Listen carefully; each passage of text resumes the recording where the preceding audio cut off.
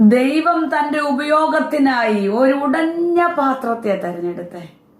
വെള്ളിപ്പാത്രം, ഇരുമ്പ് പാത്രം, നല്ല തിളക്കമുള്ള സൗന്ദര്യമുള്ള സ്വർണപാത്രങ്ങളൊക്കെ ഉണ്ട്.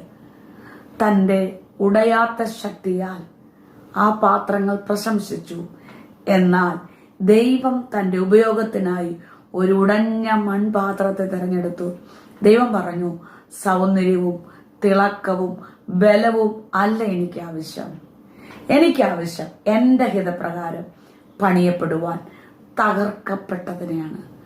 തകർക്കപ്പെട്ടതിനെ കർത്താവിന് വേണ്ടത്. തകർന്നതിനെ ദൈവം പണിയും. ദൈവത്തിന്റെ ഹിതപ്രകാരം ഒരു മാനപാത്രമാക്കി.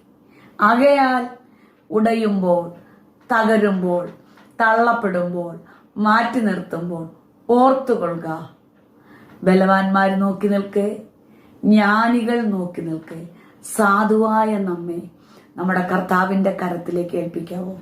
കർത്താവ് നമ്മളെ മാനിച്ചുയർത്തും.